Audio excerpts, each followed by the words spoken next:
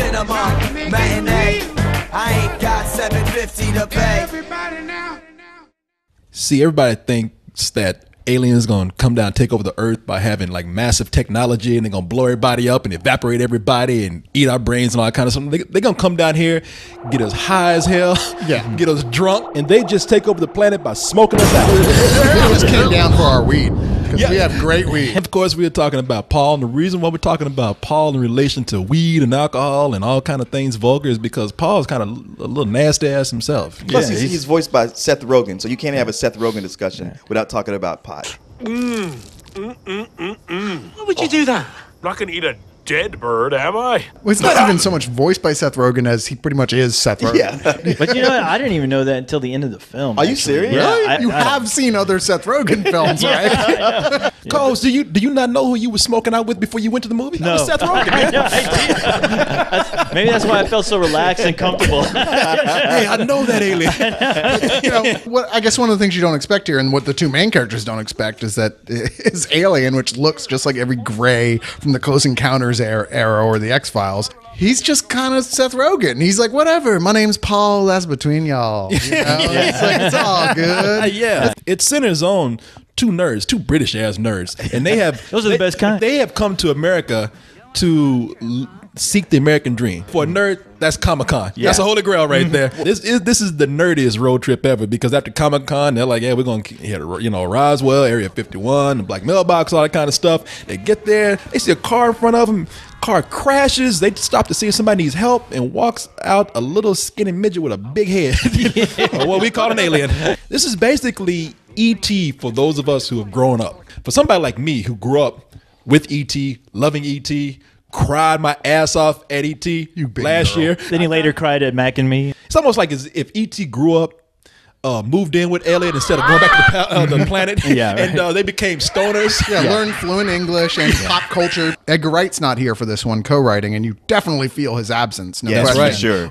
Where you feel him missing the most is that there's jokes that Edgar Wright would have said, you know what, this doesn't really fit in here. This joke, this reference you're making, it's not organic. Sometimes it's just someone quoting Star Wars for no reason. Hey, I'm a geek. I appreciate references, but with this, I was several times like, guys, enough already with the references. Where on the other hand, if someone like Edgar Wright had been doing this, he would have taken that love for those films and either created great dialogue, or clever situations, or characters that just have a lot of depth to them. I see what you guys are saying, but you know what? It never got to the point where it started to irritate me with the references, even though I can understand anyone else feeling like it's too much. It never irritated me, but this film was screaming Cyrus. It had Cyrus written all over it. Like, I'm a big old X-Files fan. They reference all that stuff. There's a whole atheist subplot in here that has to do with Kristen Wiig's character, who joins them as a super religious nut who has to confront the concept of that there are aliens from outer space. Nick Frost and Simon Pegg are great together. That's a given. But it's a chase film. Sure. And along the way, you don't get any cleverness out of these characters. You get the two bumbling FBI guys, played by Bill Hader, and who's the other guy that played that?